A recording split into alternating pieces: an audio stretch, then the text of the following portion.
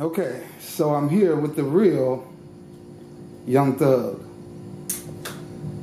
So who is Young Thug? Young Thug is a father, a brother, an uncle, a leader, a pillar in his community, a person of understanding, an open-minded person, and a leader. And I think I said a leader, but I have to go back to that. I'm a leader. I don't follow unless I need to. You see what I'm saying? I know how to follow, but ultimately, I'm the head of my household. Point blank. You know, that was forced on me, so I took it and ran with it. And that was hard, but it was either grow or go. And I can't go back because I don't see no future in that. I'm only looking ahead, straightforward. Young Thug stands for True Hustler Understanding Game, is acronym. Or this Caucasian woman told me once back in 2006, she said, "You a hero. Your name True Hero Under God." So I kind of took that and embodied that too. Like, wow. You know, she just stared at me for like 10 seconds. And said, "You true hero under God. You a leader." She seen all the people around me. She said, "You a leader. Look at all these people around you. You can't see it." I was like 17 at the time. You're a leader. You're a hero. They look up to you. And people still do to this day. So Young Thug is a leader. How many siblings do you have? Talk a little bit about your family. Man, I have 4 sisters and 3 brothers. Nikki, Tamara, Taniqua, Tasha, Kenny, Kentrell, and Denzel. And I'm the 3rd oldest child of my mom's children.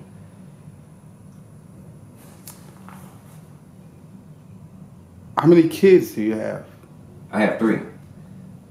Sarai, Diarte Jr., and Kane, which real name is Rajan. Rajan is Indian for king. I gave him that name. It stood out to me when I saw him. I was like, he gonna be the king. He gonna be the one like me. I saw everything that I think my mom probably saw in me, in him at that moment, at that instant. So I gave him that name. He don't know what it means yet, but he will.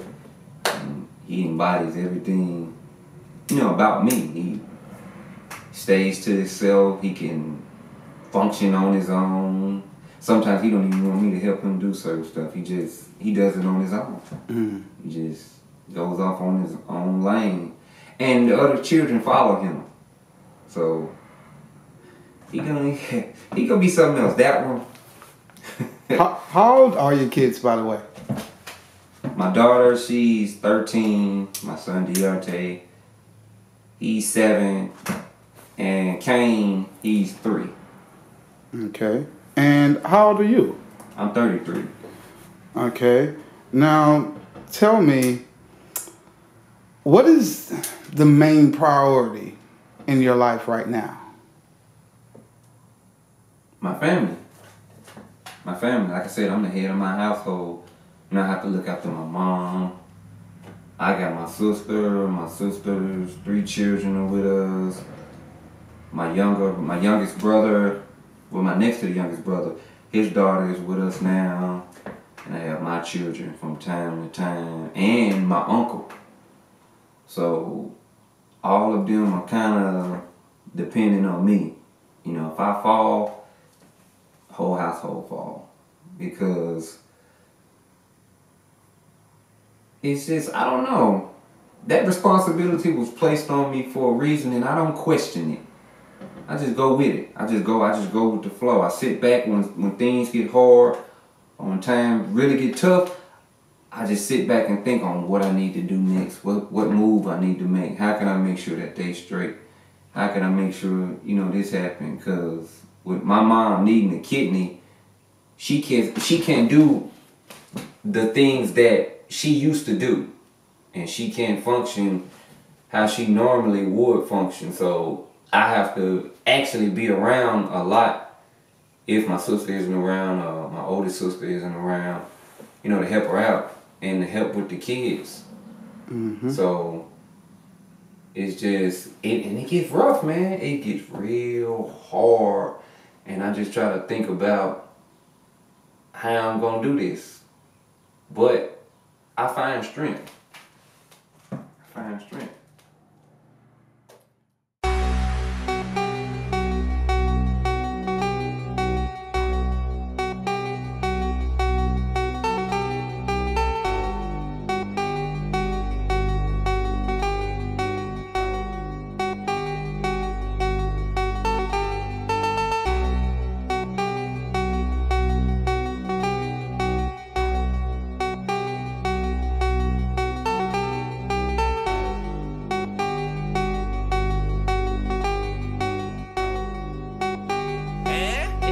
What you got? Look, I got a check for a check for a check though. I got a check so your neck can get broke. I got respect so respect it if you were taking it. Does your just tell me more about your music career. How long have you been rapping? I've been rapping since like 1999. When I started rapping, what made me start rapping was when I was in high school. And in junior high, going into high school, I was writing poetry. I just used to write. And I used to listen to a lot of old school music like Parliament, Sade, Marvin Gaye. And Sade was like my favorite singer. So whenever I heard her sing, if I was going through something, it used to like calm me down. You know, her voice resonated with my soul. So by the time I get to high school, I was 16 years old and I got stabbed by my uncle. He tried to kill me. So what happened was, me writing took me away from the time that I went through that with him. That stage, that's what kept me from killing him, point blank. Because I tried. And that wasn't for me or him. So what happened was, when I went to school, I had a teacher named Miss McNeil, my social studies teacher. And bless her soul, she passed away. But she wanted us to write an essay on our life. I didn't want to do it. I didn't want to do it at all, man. So when I got home, I told myself I wasn't going to do it, but my first mind said, no, do it. Tell her about your life. Tell her what you're going through. Because I was failing in school at the time. I had ended up failing twice. And nobody understood why. I tried to reach out to people, but they weren't hearing me.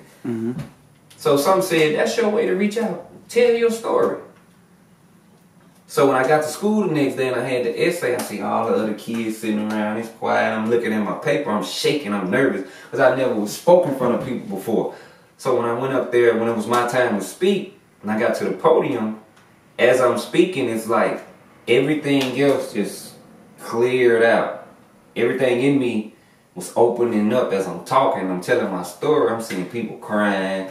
She started crying when I got to explaining what I was going through at home, dealing with my family. This family blood. You know, I'm sleeping with a pistol every night. I'm 16. I'm laying down in my bed. I'm waking up, and something come at the door. I'm shooting, and I'm aiming to kill. I ain't no chest shots or none of that. I'm aiming for your fucking head. Because that's how it was. So, after class, she said, come here, baby. She said, I'm going to make sure you pass. I'm going to make sure you get out of here. And she said, I don't know what you're going to be, but you're going to be something great in life and people are going to look up to you. She said, a lot of people are going to look up to you. I don't know what you're going to do, but you need to start right now. Start right now. She gave me a hug and she kept her promise. I passed. And I think a couple of years later, she ended up passing. So at that time, I was living with my grandmother. From the age of 12 to 17, I lived with my grandmother.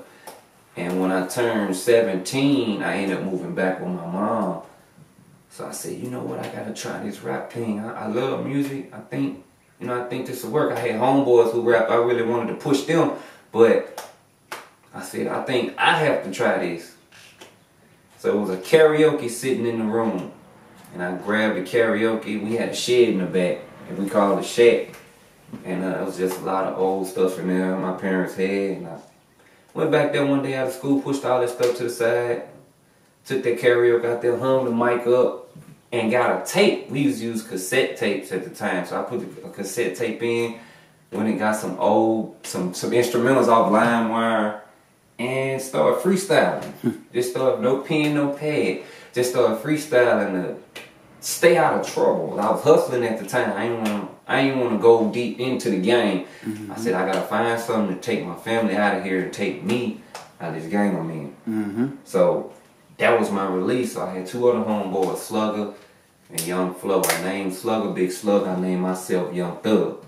1999, I'm in high school. And it was Young Thug and the Throw It Off gang, T.H.U.G. We formed a group, we was T.H.U.G. And we did tapes, man. And that's how we did it on the other end of South 3rd Street. That's how I started. That's how I got my start in rap in 1999. Wow.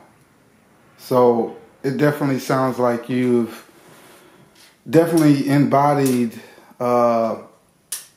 what it means to be a young thug. You definitely given glimpses into your past and your experiences that have that would suggest that you've actually lived the life of a young thug. Right. So with all this authenticity and all of this genuine character that you have, where are you now when you hear your name and it's not you? One would say, well, I've been using this name since 1999, and now when you say that name, you don't see or think D'Arte Comanche. You think the other guy, you know. So it sounds like you need legal representation. Trust get you hurt, love get you killed, and being real get you hated. It get you hated. Cause trust get you hurt, love get you killed, and being real get you hated. It get you hated, huh? Cause trust get you hurt, love get you killed, and being real get you hated. Okay, so as the viewers, people who see this video may read the caption and read the heading, your name is Young Thug. Right. How did you, or when did you first find out that your name was being used without your authorization? I got a call back in 2011 from one of my people that was on the West Coast at the time. And I was dealing with a DJ out of Atlanta working on a mixtape called Thug Music 318. You know, I was on a couple of his mixtapes and, you know, just going in, branching out from where I was from, and in Louisiana at the time, branching out. Going from here to there. I was about to go overseas and go on tour. You know, the Young Thug tour. So what happened was when I got the call, it's like somebody else using your name. You need to, if you ain't got your name trademark, copyrighted, or whatever, you need to take care of your business. So at the time, I got one foot in the game and one foot in the rap game. So I took it serious, but I didn't. But at the same time, me being me, I took it as business too. What I knew was I had already put out a CD. You know, when I put out a CD, got a barcode, and on the back it said Young Thug, and had a C and a P. Copyright, patent. Boom. I knew then that protected me because for one, that CD came up on SoundScan, Sound Exchange, Nielsen, BDS. You know, I'm with Harry Fox now, but I knew all that protected me. If I didn't know about anything else, I knew that protected me. And I have a state trademark that says I've been DBA doing business as Young Thug since November the 8th, 2004. You know, when that CD came out. So that state trademark protected me. I have a federal trademark that hasn't gone through all the way yet because the other party, they got to that part first. But what protects me is that doing business as with that CD, I'm already making money.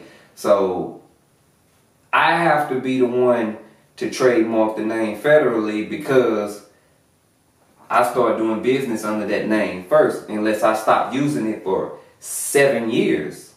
If I stop using it within a 7-year period, that's when anybody else can take it. I can't do nothing about it, but I never stop using it. So if anybody don't know about that, about trademarks and how to do this, and you end up in this situation, as long as you don't stop using your name within a 7-year period and you already put something out into commerce and you making money off it, I was getting checks, still getting checks from it.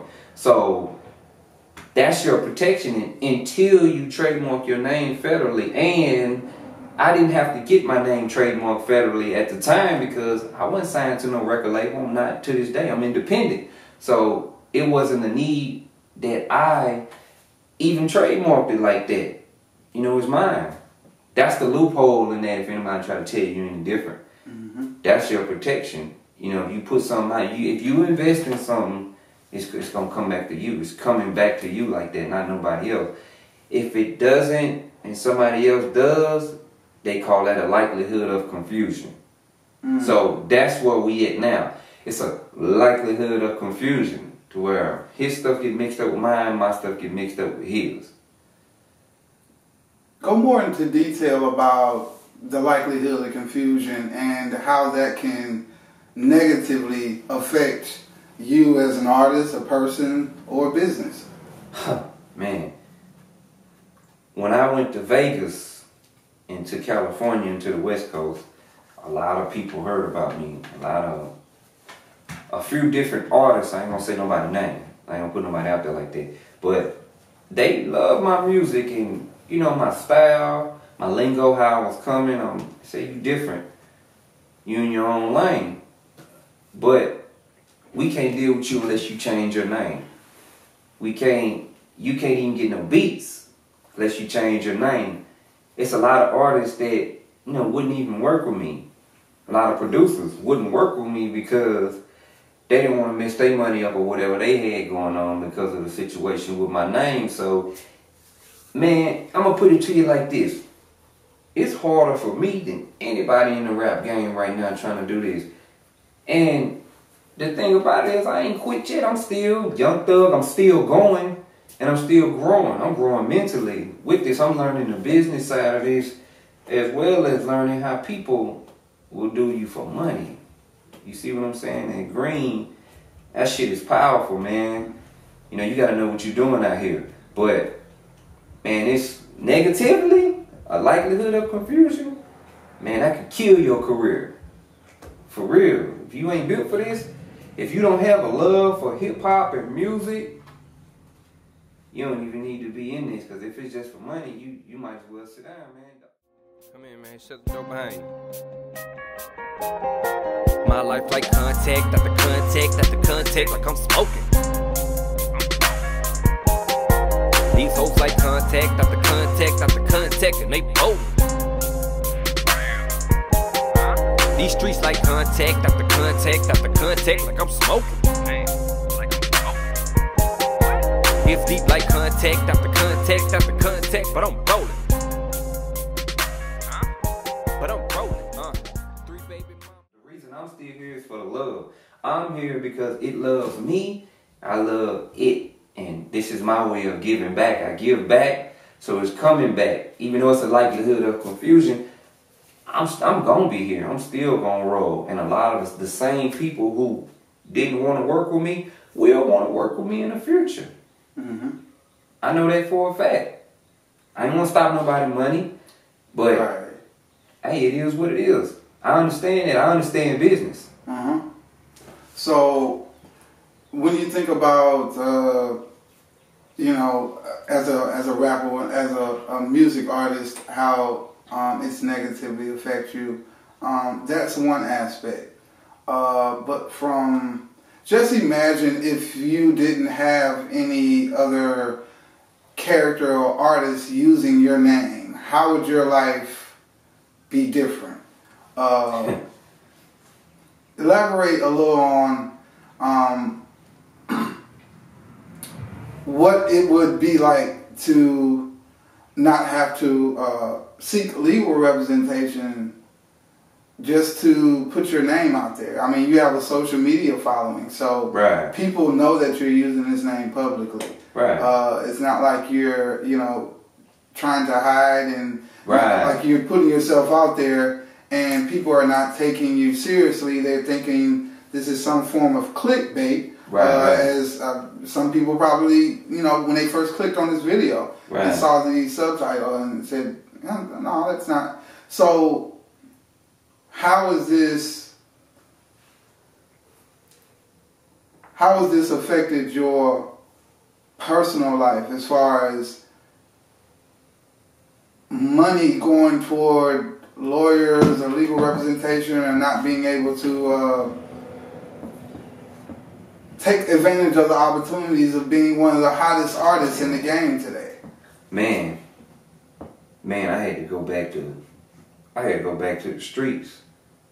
And then on top of that, I had to get jobs, odd jobs. I had a job as a janitor, cleaning toilets, working 19 hours a day sometimes, coming home sweating, losing weight, broke, child support, having to take care of bills, the household, struggle, having to take care of my children, other people's children, because that's just me. And just seeing other people doing what I know what I was supposed to be doing. But it didn't bother me about them, it just bothered me like, wow, that's getting took from me. And I knew it. So I had to do something. I had to do something fast because I said, I'm right. It was like I was running out of time, so I had to get on my shit, basically. And, do what I had to do. But, oh, man, went through the worst of the worst, man. For real. What resolution, best case scenario, what is it that you're seeking? What, from what you've lost and had to endure through the struggle of having to fight for your name, fight for your rights, fight for your what's due to you. We all know the situation with Lil Wayne and Baby, and there's been all kind of contractual disagreements and legal issues. How will a legal judgment in your favor, granting you 100% rights and authorization and everything that comes with that, with your name, Young Thug, how would a legal judgment, how would a legal win impact your life as well as the others around you? To be honest, it ain't no amount of money in this world that can change what I went through when all that happened. Nothing. And I know how much this case worth. You see what I'm saying? How much this case worth? I can change my whole city within a week. But it's deeper than that. Everything I went through, I lost people, I lost blood, family members. I damn near lost my mind, but I didn't. So, I just need to be compensated. That's it. I ain't mad at nobody. It just, I need to be compensated so I can continue to give back like I've been doing. Huey P. Newton School of Arts. That's a dream we have. That's going to happen. So, I just need to be compensated to give back. I don't do this for me. I do this for my family and my community. Like I said, I'm a pillar in my community. I'm from south side of Acton Quarters. That's where Huey Newton was from. He lived right next door to the house I grew up in. So, that's why I need to be compensated. I don't just need no money just to go fuck off. I need money to continue to build. I have nephews and nieces who look up to me, and, children who look up to me in these streets. I can go anywhere in my city without a pistol. and I'm respected because I walk it how I talk it, you know, literally. And they respect me how I respect them. That's why I need to be compensated. I ain't got nothing against nobody, not dude, not the label, not none of them people who reached out to me, not none of them people who turned their back on me. Hey man, I'm still here and I'm still gonna go. But I need to grow. If I can't grow, it's a problem. And that's not even in my, equation. I have to. I gotta keep building for future generations. This, when I leave here, for the people behind me, for the generations behind me, for the youth. I'm the voice of the youth. I'm the voice of my city. Period. That's why I need what I need. And your city, by the way, is? I'm from Monroe, Louisiana. Tell me more about, I want to hear more about, you're a professional rap artist. Your name is Young Thug. What else, outside of rapping, does Young Thug do?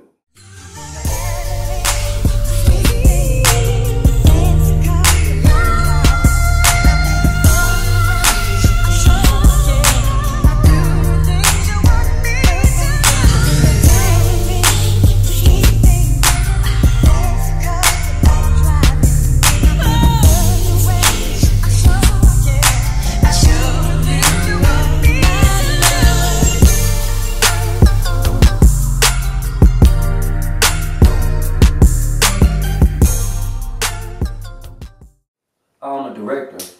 I shoot and direct, visuals, videos, documentaries. I really like doing documentaries because it details lives and people's livelihoods and where they come from and how they got their start and basically who they are as a person. I get to dig deep into who they are so they can give a piece of them to the world. So I really like doing stuff like that more than just shooting, rap videos and music videos because it helps me understand people better. And I can give people a piece of me and who I am by giving them my vision and them, giving me theirs. And I also do, motivational speaking. I did a speech at Vision Academy, nothing wrote down. I just went in there and talk. What did you talk to them about? I talked to them about who I was because none of them knew who I was. So when I got to breaking it down, when I first told them, they started laughing. They fell out on the floor. All of them started laughing. But when I dug deep into my story and my background, when I left out of there, I gained a whole new fan base and a whole new family. My fan base is my family. So a lot of them, I still talk to them to this day. One of them, Oso, his name Oso, he called me and said he had the money to get his name Trademark. So he made me smile knowing, not me.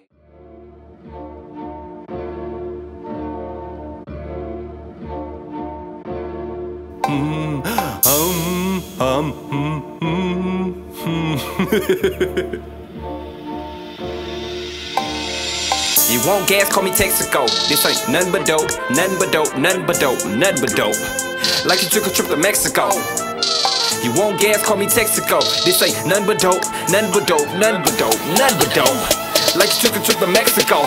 I hit harder than a foul. I am not a rapper, I am a style. I am doper than the dopest around. On my walkthroughs, they worship the ground. Just stand up to see how I get down. I don't lay down, I ain't no town. I am a savage, you are a clown. I run a circus, look who in town. I'm so lit, life is treasure. I'm the bomb, I'm the picture, she the catcher. Bust down, just might need a stretcher. I was fishing, had to catch a real to it. Had to let her know this was better. You's a student, I'm professor, giving lectures. I'm special, listen up and get the answers.